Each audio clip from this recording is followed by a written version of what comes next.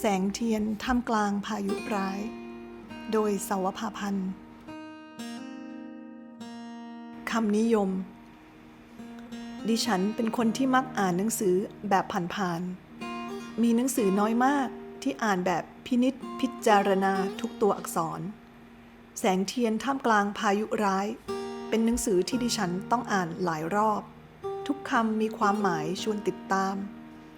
ผู้เขียนได้สะท้อนให้รู้สึกซาบซึ้งถึงความรักความพยายามความหวังความอดทนของลูกที่ได้กระทำเพื่อแม่ได้เห็นถึงการพึ่งพาพระเจ้าอย่างหมดใจและการให้ถ้อยคำของพระเจ้าหล่อเลี้ยงจิตใจในยามอ่อนล้าสับสนพระเจ้านำพาและกระทำให้เธอแข็งแกร่งกล้าตัดสินใจกล้าทำเพื่อแม่สุดที่รักและเธอก็ทำได้สำเร็จเป็นที่ประจักษ์ชัดว่าพระเจ้ายิ่งใหญ่ทรงฤทธานุภาพเปี่ยมด้วยความรักและพระเมตตาเมื่อเราร้องทูลพระองค์ทรงตอบเสมอธาราทิพย์ปล้องทอง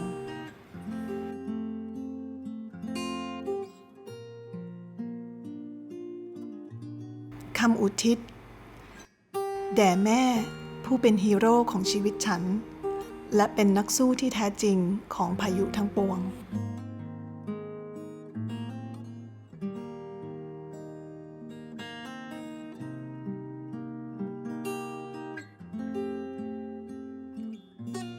กิตติกรรมประกาศข้าพเจ้าขอขอบคุณองค์พระผู้เป็นเจ้าที่ทรงประทานกำลังและสติปัญญาให้แก่ข้าพเจ้าในยามที่ต้องเผชิญกับวิกฤตของชีวิตขอบคุณพระเจ้าผู้ทรงทำให้สัมพันธภาพระหว่างแม่และข้าพเจ้าแน่นแฟ้นมากขึ้นกว่าที่เคยเป็นมาขอขอบคุณอาจารย์ประทีปเหรียญตะวันนายแพทย์ผู้เชี่ยวชาญด้านปอดผู้ให้การรักษาคุณแม่พัฒนาพันธ์ลีระสันทัดกุลมาโดยตลอดขอบคุณสามีโรเบิร์ตเครนและอาจารย์แพทริกรีสที่ได้ช่วยขัดเกลาภาษาอังกฤษสำหรับการแปลเรื่องเขียนนี้ขอบคุณคุณณดากล้วยไม้และคุณนวลักษณ์ธีระนุกุลที่ให้คำแนะนำเรื่องการใช้ภาษาไทยให้ถูกต้องและเหมาะสมขอบคุณสามีและลูกชายเป็นพิเศษทั้งโจนาธานและเจเรมีสำหรับความเข้าใจและความอดทนที่มีในช่วงเวลาที่ยายและแม่ต้องเผชิญกับวิกฤตเช่นนี้ขอบคุณคุณอัญชลีนวใสศรีที่ออกแบบหนังสือเล่มนี้ได้อย่างงดงามเต็มไปด้วยสีสันเสมือนมีชีวิตคำนำแสงเทียนเปรียบเสมือนความเชื่อความหวังและความรักพายุร้ายเปรียบเสมือนโรคมะเร็งที่ปรากฏขึ้นในชีวิตเรื่องนี้เขียนจากประสบการณ์ในชีวิตจริงโดยหวังที่จะส่งต่อแสงเทียนแห่งความเชื่อความหวังและความรักในองค์พระเยซูคริสต์ไปยังผู้คนอีกมากมายที่อาจกำลังเผชิญกับวิกฤตของชีวิตแบบไม่คาดคิดขอพระเจ้าได้รับเกียรติจากเรื่องนี้และขอขอบคุณทุกคนที่ได้ร่วมอธิษฐานเผื่อคุณแม่มาโดยตลอดสาวภาพันธ์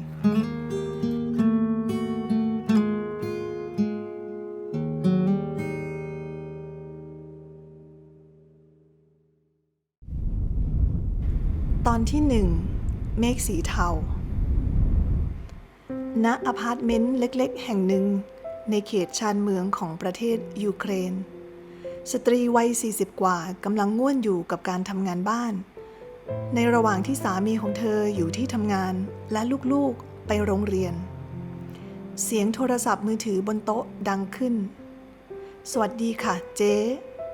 กุ้งเหรอเป็นอย่างไรบ้างสบายดีไหมก็สบายดีค่ะเจ๊เดี๋ยวปีหน้าเราก็จะย้ายประเทศแล้วล่ะค่ะร็อบเขาได้ย้ายไปรับตำแหน่งใหม่ที่ประเทศมอนเตเนโกรค่ะเจ๊เธอคุยต่อไปอีกสักพักถึงความรู้สึกขอบคุณพระเจ้าและความดีใจของเธอที่จะได้ย้ายออกจากประเทศยูเครนเพราะสถานการณ์โควิด -19 ที่นั่นดูเหมือนจะไม่ดีขึ้นเลยแต่ดูเหมือนว่าคนที่ฟังอยู่ปลายสายจะไม่ได้สนใจคำพูดใดๆของเธอเท่าไหร่นักแกฟังนะแม่ไม่สบายกลับบ้านได้แล้ว แล้วอีกฝ่ายก็วางสายไปเฉยๆน้ำเสียงที่เหมือนโกรธจัดของอีกฝ่ายทำให้เธอตกใจสับสนและงุนงงโทรศัพท์ที่แนบอยู่ข้างหูก็ค่อยๆเลื่อนลงมาวางบนโต๊ะอย่างช้าๆ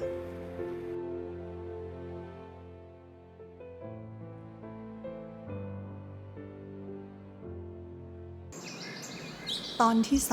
2กลับคืนรังเดินทางโดยสวัสดิภาพนะเป็นเด็กดีของแม่นะลูก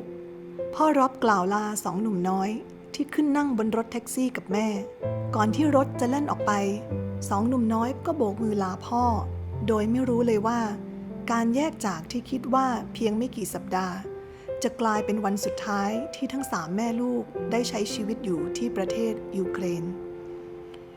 ที่สนามบินกรุงคีฟเครื่องบินได้เริ่มทะยานขึ้นฟ้ากุ้งหันมามองลูกๆด้วยความกังวลนี่เป็นครั้งแรกในชีวิตที่เธอต้องเดินทางข้ามทวีปเพียงลำพังกับลูกทั้ง2 คนเธอพยายามสลัดความกังวลนั้นออกไปด้วยการนึกถึงใบหน้าของแม่ที่เมืองไทยเกือบ18 เดือนแล้วที่กุ้งไม่ได้พบกับแม่ที่ผ่านมาเธอจะพาเด็กๆไปเยี่ยมคุณยายที่เมืองไทยปีละครั้งแต่เพราะการแพร่ระบาดของโควิด -19 ทำให้ประเทศไทยปิดน่านฟ้าห้ามสายการบินพาณิชย์บินเข้าออกประเทศเป็นเวลาหลายเดือนเธอจึงได้แต่เฝ้ารอวันที่ประเทศไทยจะเปิดน่านฟ้าอีกครั้งแม่หนูกำลังไปหาแม่แล้วนะแม้จะเป็นการพูดอยู่ในใจแต่ก็ไม่อาจทำให้เธอสกัดกลั้นน้ำตาที่ไหลออกมาได้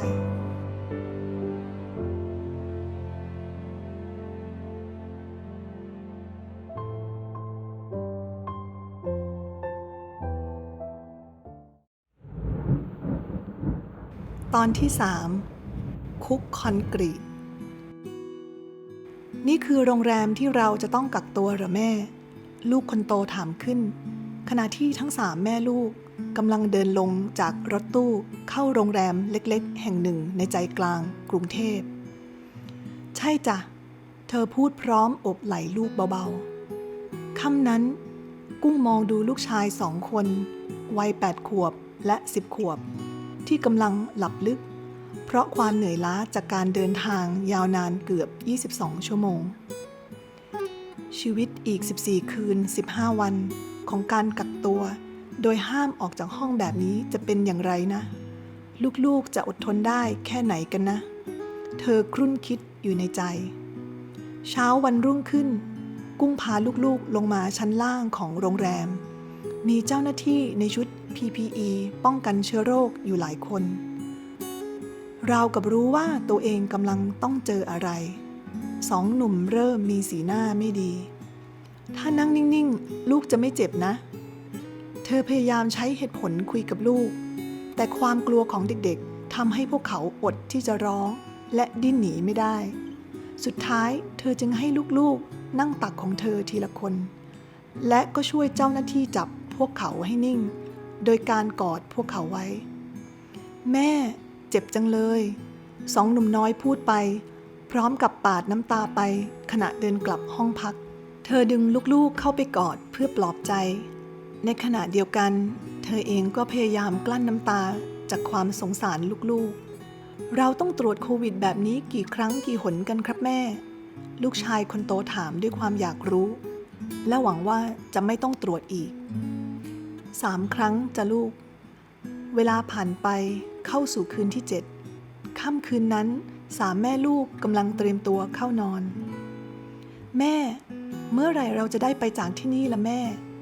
ลูกคนเล็กถามอีก7 คืนจ้ะทำไมถึงนานจังเลยล่ะแม่เด็กน้อยพูดพร้อมกับปาดน้ำตา7 วันที่ผ่านมากุ้งพยายามให้ลูกๆช่วยกันล้างจานถูห้องซักผ้าตากผ้าวาดรูปเล่นเกมและอ่านหนังสือเพื่อช่วยให้เวลาในห้องสี่เหลี่ยมแคบๆนี้ผ่านไปเร็วขึ้นสำหรับ2 หนุ่มน้อยแต่ทว่าวันนี้ดูเหมือนว่าความอดทนของลูกใกล้จะถึงที่สุดแล้วกุ้งดึงลูกเข้ามากอดและจูบเบาๆอดทนนะลูกอดทนนะเดี๋ยวเราก็จะได้เป็นอิสระได้ไปเจอคุณยายกันแล้วลูก อพยายามกลั้นน้ำตาที่กำลังล้นพร้อมอธิษฐานในใจกับพระเจ้าว่าพระเจ้าคะได้โปรดเมตตาเราสามแม่ลูกด้วยขอให้เด็กๆมีความอดทนที่จะผ่านช่วงเวลานี้ไปให้ได้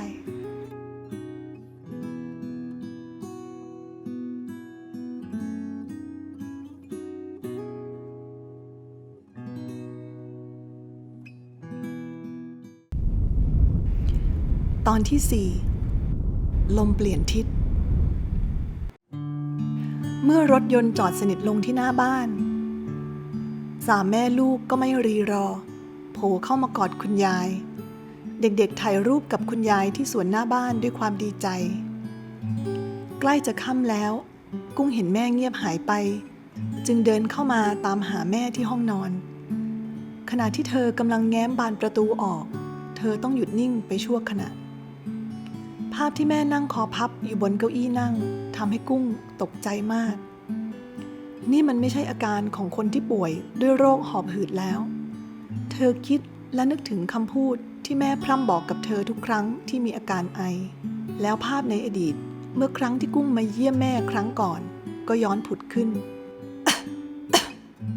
เสียงของแม่ดังขึ้นขณะนั่งอยู่บนเตียงนอนแม่ทำไมมาเที่ยวนี้กุ้งได้ยินแม่ไอบ่อยจังมันดูไม่ปกติเลยอยู่ดีๆแม่ก็ไอขึ้นมาเฉยๆแบบนี้เราไปหาหมอตรวจดูกันหน่อยไหมไม่ต้องหรอกแม่ไม่ได้เป็นอะไรแม่ก็เป็นอย่างนี้แหละโรคประจำตัวหอบหืดแต่ไหนแต่ไรกินยาพ่นยาพักผ่อนเดี๋ยวก็หายกุ้งนิ่งไม่ต่อคำแต่ก็เก็บความกังวลใจไว้เงียบๆแม่เป็นคนเข้มแข็งมาแต่ไหนแต่ไรบางเรื่องก็ดื้อมากเหมือนกันทว่าสภาพของแม่ในวันนี้ช่างแตกต่างจากแม่ที่เคยเห็นเมื่อ18 เดือนก่อนราวฟ้ากับดินใบหน้าที่เคยสดชื่นและดูมีกำลังและแข็งแรงกลับขาดความอิ่มเอิบเผือดซีดร่างกายเหมือนคนไร้เรี่ยวแรงทำให้กุ้งกลั้นน้ำตาไม่อยู่นี่แม่ฉันเป็นอะไรเธอถามตัวเองในใจและไม่รีรอรีบเดินออกไปเก็บเสื้อผ้าใส่กระเป๋าเสื้อผ้าตัวแล้วตัวเล่าถูกจับใส่ลงราวกับว่าเธอจะไม่ได้กลับบ้านอีกเป็นอาทิตย์แก้วช่วยเก็บของให้ยายหน่อยนะพรุ่งนี้พี่จะพาแม่ไปโรงพยาบาลแต่เช้ากุ้งบอกแม่บ้านที่ช่วยดูแลแม่อย่างสัตย์ซื่อมานานหลาย10 ปีพี่กุ้งนัดหมอไว้แล้วหรือคะใช่จ้ะพี่ได้นัดหมอรักษาปอดที่เก่งมากของโรงพยาบาลไว้แล้วตั้งแต่อยู่ที่โรงแรมกักตัวกุ้งตอบและรู้ว่านั่นคือสิ่งแรกที่ต้องทำเมื่อกลับถึงบ้านพี่ฝากเด็กๆด้วยนะไปคราวนี้อาจจะต้องอยู่ยาว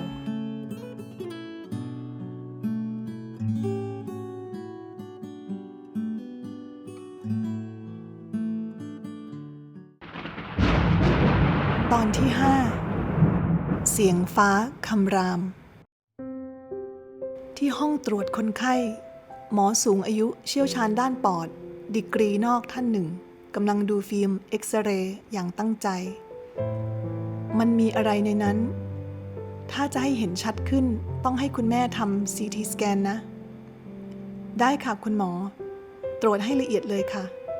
ว่าจะขอแอดมิดคุณแม่วันนี้เลยได้ไหมคะเราเตรียมตัวมาค้างกันแล้วค่ะดิฉันอยากให้คุณแม่ได้นอนพักรักษาตัวให้หายเหนื่อยสักระยะนะคะขณะที่เธอตอบหมอภายในใจก็เริ่มวิตกกังวลเพราะสีหน้าของหมอและการที่หมอไม่สบตาเวลาคุยกับเธอมันสื่อถึงอะไรบางอย่างที่สอเขาว่าไม่น่าจะเป็นข่าวดีเย็นวันนั้นขณะที่แม่กำลังหลับอยู่บนเตียงในห้องพักคนไข้กุ้งเดินเบาๆออกจากห้องไปที่หน้าเคาน์เตอร์พยาบาลสวัสดีค่ะไม่ทราบว่ารายงานผล CT สแกนออกหรือยังคะถ้าออกแล้วจะขอได้ไหมคะมีหลานที่เป็นหมอขอให้ส่งผลไปให้เขาอ่านค่ะทีแรกพยาบาลเหมือนไม่แน่ใจว่าควรจะให้ดีไหมแต่เมื่อทราบเหตุผลก็เข้าใจและนำผลตรวจของแม่มาให้เมื่อรับผลรายงานแล้วกุ้งเดินกลับมายืนอ่านอยู่หน้าห้องเพราะแสงตรงทางเดินสว่างกว่าในห้องที่แม่ของเธอหลับอยู่เมื่ออ่านจบกุ้งจึงถ่ายรูป และส่งผลรายงานไปให้หลานสาวเธอคุยโทรศัพท์กับหลานอยู่นานสักพักกุ้งเดินเข้ามาในห้องอย่างช้าๆแล้วนั่งลงที่โซฟามองดูแม่ที่กำลังหลับอยู่เวลานี้เธอเหมือนคนไม่มีความรู้สึกใดๆทั้งร่างกายและจิตใจมันชาไปหมด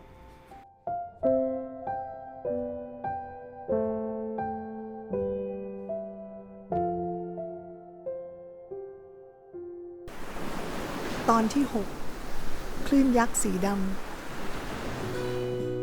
หลังจากที่หมอเข้ามาตรวจอาการคุณแม่ที่ห้องเสร็จแล้วหมอก็ขอให้กุ้งเดินตามออกไปนอกห้องผลของ CT สแกนเมื่อวานบอกให้รู้ว่าคุณแม่ของคุณเป็นมะเร็งปอดระยะสุดท้ายเป็นระยะที่เกินการผ่าตัดเพราะมันกระจายไปส่วนอื่นของร่างกายแล้วผ่าตัดไปก็ไม่ได้ประโยชน์อะไรข้างในช่องท้องของคุณแม่ตอนนี้สภาพแย่มากๆถ้าไม่รักษาไม่ทำอะไรเลยเวลาที่เหลือคือบวกลบ3 เดือนแล้วเราจะรักษายังไงได้บ้างคะหมอ 1. ให้คีโมกับ 2. คือใช้ยามุ่งเป้าร่างกายแม่ตอนนี้คงรับคีโมไม่ไหวแน่ๆค่ะขอเป็นการรักษาด้วยยามุ่งเป้าได้ไหมคะเธอตอบเสียงสั่นการรักษาด้วยยามุ่งเป้ามีข้อดีคือยามุ่งไปทำลายเฉพาะเซลล์มะเร็งในร่างกายและจะมีผลกระทบกับเซลล์อื่นๆที่ดีของร่างกายน้อยมากๆจึงต่างจากการให้คีโมธรรมดาแต่ยามุ่งเป้าก็มีข้อจำกัดตรงที่ไม่ใช่คนที่เป็นมะเร็งปอดทุกคนจะใช้ได้และเป็นการรักษาด้วยยาที่แพงมากและที่สำคัญยาจะไม่ได้ช่วยรักษาให้แม่ของคุณหายขาดเพียงแค่จะช่วยยืดเวลาออกไปเท่านั้นเราไหวค่ะกุ้งตอบด้วยน้ำเสียงที่หนักแน่นแม้เธอจะไม่รู้ว่าในเวลานั้นแม่ของเธอมีเงินฝากอยู่ในบัญชีธนาคารเท่าไหร่แต่เธอก็ตั้งใจแล้วว่าแม้จะต้องขายทรัพย์สินที่มีหรือเครื่องประดับที่แม่ตั้งใจจะให้เธอก็จะต้องให้แม่ได้รับการรักษาถ้าอย่างนั้นพรุ่งนี้หมอจะให้พยาบาลมารับคุณแม่ไปห้องผ่าตัดนะหมอจะต้องให้ยาสลบคุณแม่และเอาเครื่องมือสอดเข้าไปทางปากผ่านหลอดลมลงไปถึงก้อนมะเร็งที่ปอดเพื่อตัดชิ้นเนื้อส่งไปห้องแลบทางแลบจะทดสอบว่าเซลล์มะเร็งของคุณแม่จะตอบสนองกับยามุ่งเป้าไหมถ้าตอบสนองคุณแม่ก็จะสามารถรักษาด้วยยามุ่งเป้าได้ค่ะหมอกุ้งตอบอย่างมีความหวังหมอคะอีกเรื่องหนึ่งค่ะคือดิฉันยังไม่อยากให้แม่รู้อะไรตอนนี้ค่ะกลัวว่าแม่จะหมดกำลังใจไปก่อนนะคะหมอพยักหน้าอย่างเข้าใจค่ำนั้นระหว่างที่แม่หลับกุ้งเดินเข้าไปในห้องน้ำเพื่อเตรียมตัวจะอาบน้ำเธอเดินไปเปิดฝักบัวทันทีที่เสียงน้ำดังขึ้นความอัดอั้นตันใจทั้งหมดก็ถูกระบายออกมาน้ำตาไหลพรั่งพรูราวกับสายเลือดด้วยความรู้สึกเจ็บปวดที่เกินบรรยายเสียงสะอื้นที่ไม่อาจควบคุมได้ทำให้ตัวเธอสั่นเทาสักพักกุ้งสวมชุดนอนออกมาจากห้องน้ำ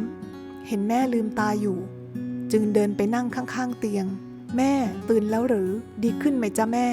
ได้น้ำเกลือไปแล้วเดี๋ยวแม่ก็จะมีเรี่ยวแรงขึ้นนะเธอกุมมือแม่ไว้ส่งยิ้มให้กำลังใจแม่ราวกับไม่มีความทุกข์ใจใดๆฉันต้องเข้มแข็งแม่ยังรู้อะไรตอนนี้ไม่ได้เธอบอกตนเองในใจนี่เป็นครั้งแรกในชีวิตที่กุ้งต้องแบกหินก้อนใหญ่และซ่อนมันเอาไว้จากคนที่เธอเคารพรัก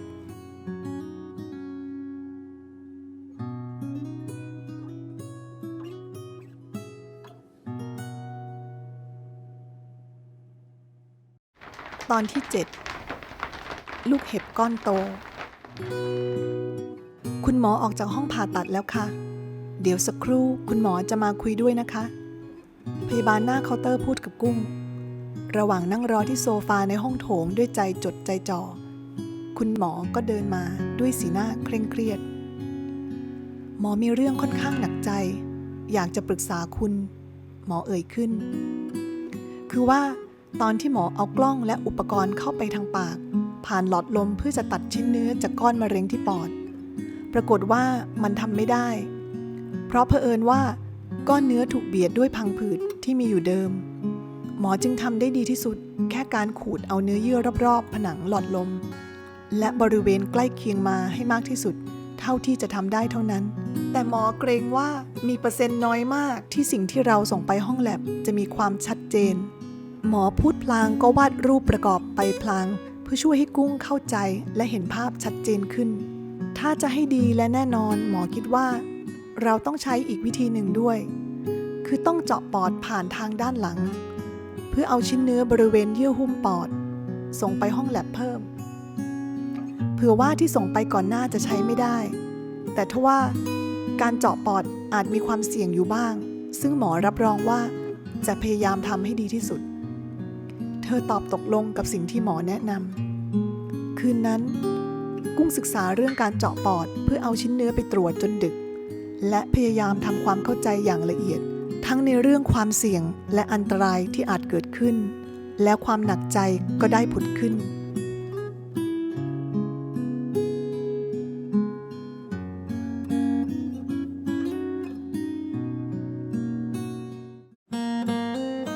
ตอนที่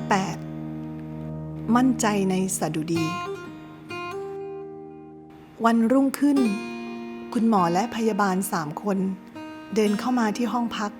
พร้อมรถเข็นเล็กๆที่มีเข็มและอุปกรณ์อื่นๆวางเรียงรายอยู่เสียงม่านกั้นระหว่างเตียงคนไข้กับกุ้งถูกดึงจนสุดปลายเตียงเวลาที่รอคอยมาถึงแล้วเธอรู้สึกกลัวและกังวลใจกุ้งนึกถึงพระคัมภีร์สดุดีบทที่91เธอจึงรีบเปิดข้อพระคัมภีร์บทนี้แล้วเริ่มอ่านดังๆในใจสดุดี91มั่นใจในการปกป้องของพระเจ้าผู้ที่อาศัยอยู่ในที่กำบังขององค์ผู้สูงสุดจะอยู่ในร่มเงาของผู้ทรงมหิทธิฤทธิ์ข้าพเจ้าจะทูลพระยาเวว่าที่ลี้ภัยของข้าพระองค์และป้อมปราการของข้าพระองค์พระเจ้าของข้าพระองค์ผู้ที่ข้าพระองค์ไว้วางใจเพราะพระองค์จะทรงช่วยกู้ท่านให้พ้นจากกัปของพรานกและพ้นจากโรคภัยร้ายแรงนั้นพระองค์จะทรงปกท่านไว้ด้วยปีกของพระองค์และท่านจะลี้ภัยอยู่ใต้ปีกของพระองค์ความสัตย์ซื่อของพระองค์เป็นโล่และเป็นดั้งท่านจะไม่กลัวความสยดสยองในกลางคืนหรือลูกธนูที่ปลิวไปในกลางวันหรือกลัวโรคภัยที่ไล่มาในความมืดหรือความหายนะซึ่งทำลายในเที่ยงวัน1,000 คนจะล้มอยู่ข้างๆท่าน10,000 คนที่ขวามือของท่านแต่ภัยนั้นจะไม่มาใกล้ท่านท่านจะเพียงเห็นกับตาตัวเองและเห็นการตอบแทนคนอธรรมเพราะท่านได้ทำให้พระยาเวห์ผู้เป็นที่ลี้ภัยของข้าพเจ้าคือองค์ผู้สูงสุดเป็นที่พักพิงของท่านไม่มีเหตุร้ายใดๆจะเกิดแก่ท่านไม่มีภัยพิบัติมาใกล้เต็นท์ของท่านเพราะพระองค์จะทรงบัญชาเหล่าทูตสวรรค์ของพระองค์ในเรื่องท่านให้ระแวดระวังท่านในทุกๆทางของท่านเขาทั้งหลายจะเอามือประคองชูท่านไว้เกรงว่าเท้าของท่านจะกระแทกหินท่านจะเหยียบสิงและงูเห่าท่านจะย่ำสิงหนุ่มและงูพระเจ้าตรัสว่าเพราะเขารักเราเราจะช่วยเขาให้พ้นภัยเราจะพิทักษ์รักษาเขาไว้เพราะเขารู้จักนามของเราเขาจะร้องทูลเราแล้วเราจะตอบเขาเราจะอยู่กับเขาในยามลำบากเราจะช่วยกู้เขาและให้เกียรติเขาเราจะให้เขาอิ่มใจด้วยชีวิตยืนยาวและให้เขาเห็นการช่วยกู้ของเรา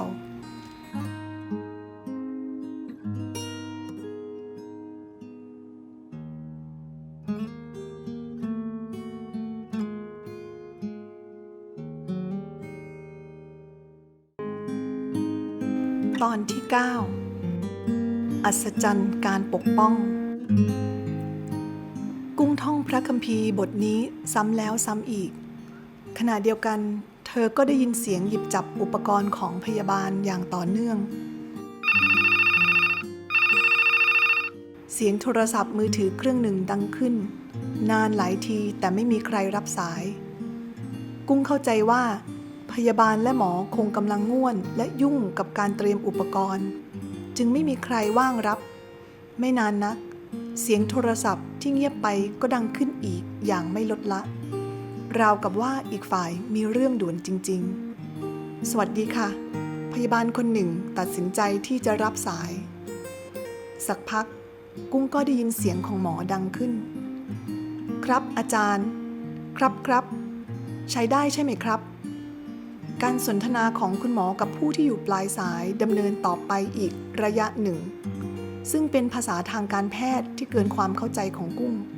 สิ้นเสียงการสนทนาม่านกั้นก็ถูกเปิดออกกุ้งรีบลุกขึ้นไปหาแม่เมื่อเห็นสภาพของแม่ที่ไม่มีรอยบาดแผลใดๆเธอรีบหันไปหาพยาบาลคุณหมอไม่ได้เจาะปอดของแม่หรอกหรือคะกุ้งถามด้วยความฉงนไม่ต้องแล้วค่ะพยาบาลตอบสั้นๆขณะกำลังเดินออกจากห้องกุ้งตรงรีเข้าไปกอดแม่ด้วยความดีใจแม่ไม่ต้องเจาะปอดแล้วนะเธอพูดปลอบใจแม่ด้วยเสียงสั่นเครือจากนี้ไปแม่จะไม่ต้องเจ็บตัวอีกแล้วนะเหตุการณ์เมื่อครู่จะบังเอิญหรือไม่สำหรับคนอื่นนั้นคงตอบยากแต่สำหรับกุ้งเธอเชื่อว่ามันคือความอัศจรรย์ของพระเจ้าที่ทรงสำแดงให้ปรากฏขึ้นในชีวิตของเธอและแม่พระเจ้าดีต่อฉันและพระองค์ทรงเติมฉันในวันที่อ่อนล้าพระองค์ทันเวลาเสมอไม่ช้าและไม่สายไม่รีบร้อนตามใจฉันทรงดีต่อฉันและทรงทันเวลาเสมอเสียงบทเพลงหนึ่งที่ดังกังวานอยู่ภายในใจอันเต็มไปด้วยความชื่นชมยินดีของเธอต่อพระเมตตาของพระเจ้าที่เธอรัก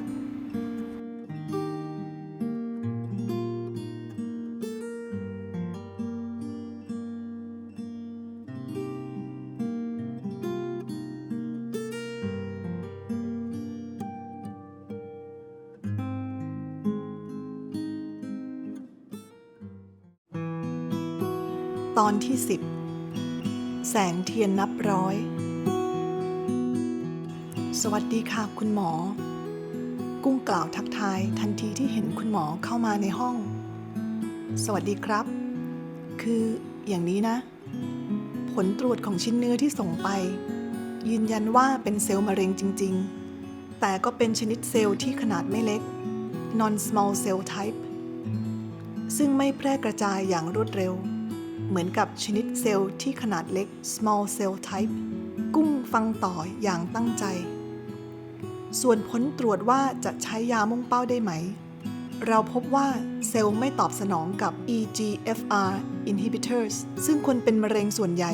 ราว 60% จะใช้ได้สีหน้าของกุ้งเริ่มไม่ดีดังนั้นขั้นต่อไปคือรอฟังผลว่าเซลล์จะตอบสนองกับยามุ่งเป้าอื่นเช่น ALK inhibitors ไหมซึ่งจะต้องใช้เวลา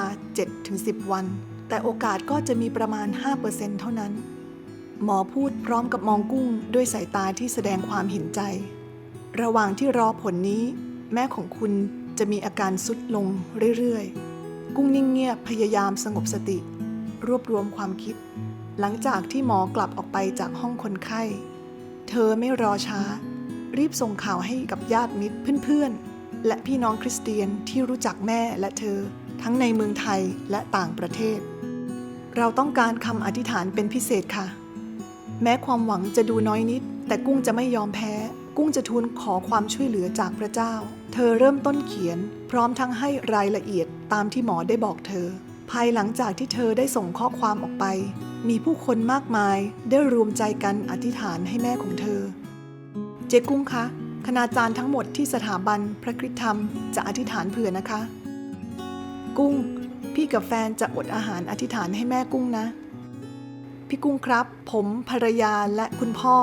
อธิษฐานเผื่ออยู่นะครับถ้อยคำหนุนใจมากมายหลั่งไหลมาจากทั่วสารทิศจากทั้งในทวีปอเมริกายุโรปและเอเชีย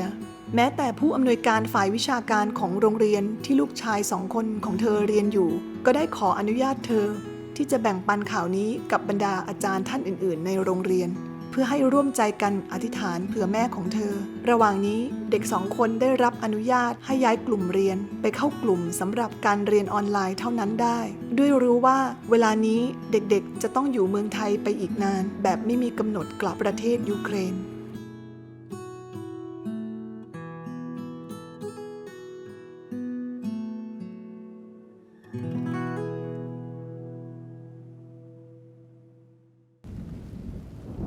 ตอนที่ 11 ฟ้าร้องไห้วันใดที่จิตใจอ้างว้างหาหนทางเท่าไรไม่เห็นมีมากมายที่เป็นไม่รู้ว่าจะทำอย่างไรอยากให้เธอก้มลงอธิษฐานพระองค์มีหนทางเสมอเพลงนี้ดังก้องอยู่ในใจของกุ้งขณะกำลังนั่งอยู่ข้างเตียงของแม่ซึ่งกำลังนอนแบบไม่รู้สึกตัวพระเจ้าคะขอพระองค์ทรงเมตตาแม่ของหนูขอเวลาให้หนูได้มีโอกาสดูแลแม่ให้นานกว่านี้ได้ไหมคะเสียงพูดนั้นแผ่วเบาเพราะเกรงว่าจะปลุกคนที่หลับอยู่แต่มันก็ออกมาจากก้นบึ้งของหัวใจน้ำตาหยดแล้วหยดเล่าไหลอาบแก้มทั้งสองข้างของเธอดังสายน้ำที่ไม่อาจหยุดนิ่ง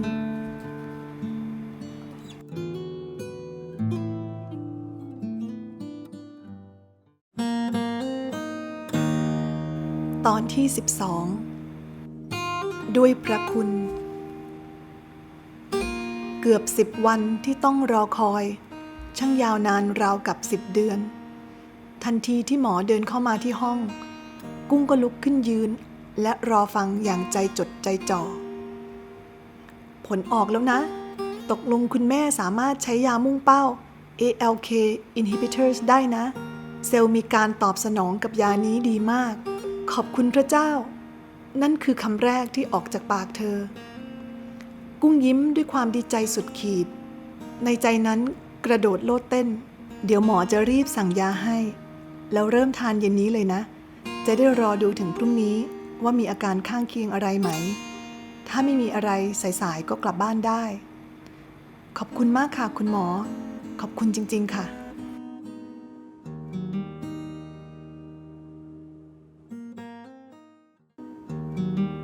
ตอนที่ 13 ต้นไม้คืนชีพณห้องตรวจคนไข้นอกสวัสดีค่ะคุณหมอหญิงชราวัย82เอ่ยทักทายคุณหมอขณะที่กำลังเดินเข้าไปในห้องตรวจมาวันนี้แม่พัดไม่ต้องนั่งรถเข็นและไม่มีถังออกซิเจนติดตัวอีกแล้วสวัสดีครับเป็นอย่างไรบ้างคุณหมอทักทายและถามไถ่อาการพร้อมกับตรวจร่างกายและปอดของแม่พัดไปในขณะเดียวกันผลเลือดและผล CT สแกนดีใช้ได้เลยนะก้อนมะเร็งก็มีขนาดเล็กลงด้วยหมอเอ่ยขึ้นหลังจากที่นั่งลงที่เก้าอี้หายากนะกรณีแบบคุณแม่เนี่ยหมอพูดต่อพร้อมกับหันไปทางคนไข้ด้วยรอยยิ้มเราแม่ลูกต้องขอบคุณคุณหมอมากเลยค่ะสำหรับที่ผ่านมาด้วยความยินดีครับเป็นเวลาเกือบ18 เดือนแล้วที่แม่พัดกินยามุ่งเป้าเรื่อยมาวันนี้แม่ของกุ้งสามารถเดินเองได้อาบน้ำเองได้ทานข้าวเองได้บางครั้งก็ออกกำลังด้วยการว่ายน้ำด้วยนี่อาจดูคล้ายเป็นเรื่องปกติสำหรับบางคนแต่สำหรับกุ้งเธอเชื่อในพระคำของพระเจ้าที่ว่าคำอธิษฐานของผู้ชอบธรรมมีพลังทำให้เกิดผลพระธรรมยากอบบทที่5ข้อที่16พระเจ้าทรงสดับฟังคำวิงวอนของเหล่าผู้เชื่อนับร้อยที่ได้ร่วมใจกันอธิษฐานเผื่อแม่ของเธออย่างสุดใจแม้จะรู้ดีว่าวันสุดท้ายของแม่ต้องมาถึงอย่างแน่นอนและไม่อาจรู้ได้ว่าเวลาที่เหลืออยู่นั้นจะอีกกี่เดือนแต่อย่างน้อยเธอก็รู้ว่าพระเจ้าที่เธอศรัทธาได้ตอบคำอธิษฐานของเธอในคืนนั้นคืนที่เธอร้องขอด้วยน้ำตาให้เธอได้มีเวลาที่จะอยู่ดูแลแม่ให้นานกว่านี้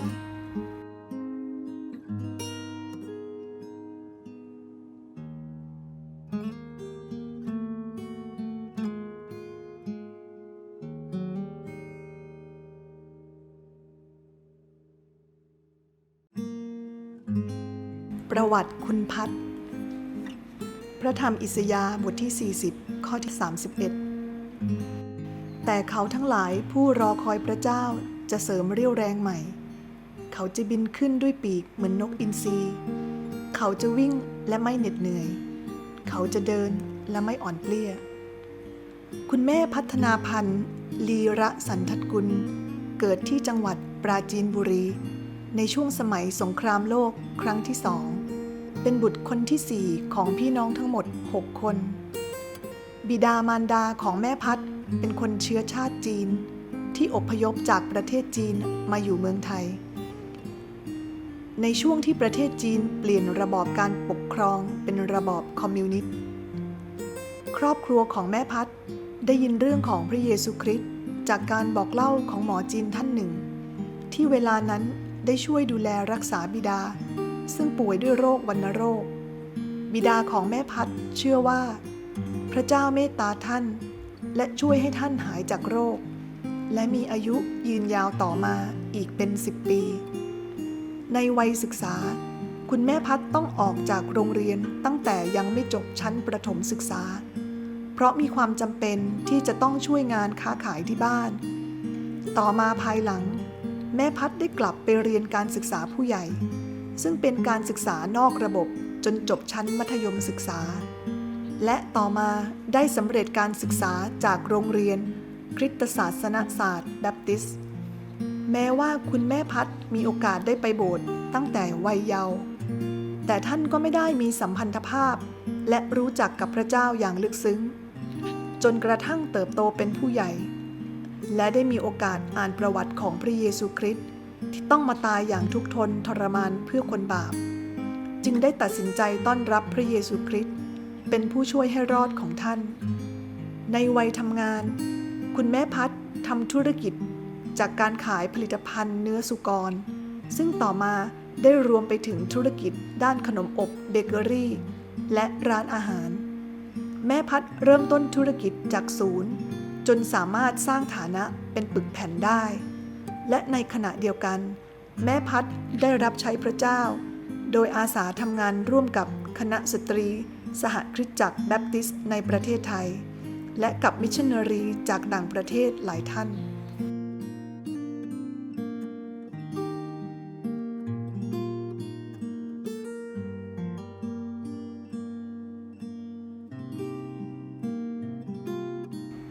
เพลงที่หนุนใจฉันนิ่งสงบแปลจากเนื้อเพลง Still นักแต่งเพลง รูเบน มอร์แกนซ่อนข้าไว้ภายใต้ปีกของพระองค์ปกคลุมข้าไว้ภายในพระหัตถ์อันทรงฤทธิ์ของพระองค์เมื่อมหาสมุทรสูงขึ้นและฟ้าคำรามข้าจะบินไปกับพระองค์เหนือพายุพระบิดาพระองค์เป็นกษัตริย์เหนือมหันตภัยใดๆข้าจะนิ่งสงบด้วยรู้ว่าพระองค์คือพระเจ้าจิตวิญญาณของข้าแสวงหาการพักในพระคริสต์เพียงผู้เดียวข้ารู้จักฤทธิ์อำนาจของพระองค์ในความสงบและความไว้วางใจเมื่อมหาสมุทรสูงขึ้นและฟ้าคำรามข้าจะบินไปกับพระองค์เหนือพายุพระบิดาพระองค์เป็นกษัตริย์เหนือมหันตภัยใดๆข้าจะนิ่งสงบด้วยรู้ว่าพระองค์คือพระเจ้า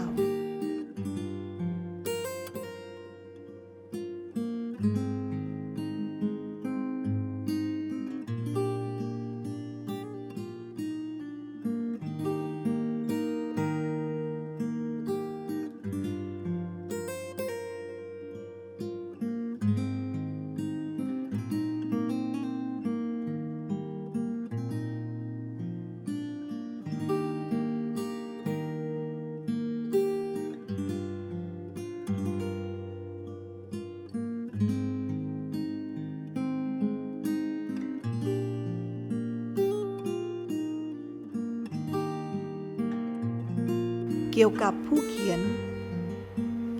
เสาวภาพันธ์สำเร็จการศึกษาระดับปริญญาตรีจากมหาวิทยาลัยมหิดลวิทยาลัยนานาชาติ และปริญญาโทด้านการสอนภาษาอังกฤษเป็นภาษาต่างประเทศจากสถาบันภาษามหาวิทยาลัยธรรมศาสตร์รวมทั้งปริญญาโทด้านคริสเตียนศึกษาจาก Southwestern Baptist Theological Seminary ที่รัฐเท็กซัสสหรัฐอเมริกาเธอมีประสบการณ์การสอนภาษาอังกฤษให้แก่นักเรียนและนักศึกษาผู้ใหญ่วัยทำงานในประเทศไทยและผู้ลี้ภัยต่างชาติในประเทศสหรัฐอเมริกาเธอ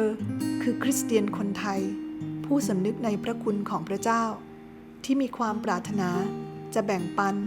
และส่งต่อความเชื่อศรัทธาความหวังและความรักในองค์พระเยซูคริสต์ไปยังผู้คนมากมายโดยเธอมีนิมิตที่จะเห็นผู้คนจากทั่วทุกมุมโลกได้รับการหนุนใจการเสริมกำลังและความช่วยเหลือในชีวิตประจำวันผ่านพันธกิจ Stories of the Wind ซึ่งก่อตั้งขึ้นโดยมีเป้าหมายในการผลิตสื่องานเขียน Pocket Book E-book หนังสือเสียงหนังสือวีดิทัศน์และอื่นๆที่อ้างอิงมาจากเรื่องราวในชีวิตจริงของผู้เชื่อตลอดจนทำการเชื่อมโยงผู้ที่ต้องการความช่วยเหลือทั้งทางด้านร่างกายและด้านจิตใจกับองค์กรอื่นๆซึ่งเป็นที่ยอมรับและเชื่อถือได้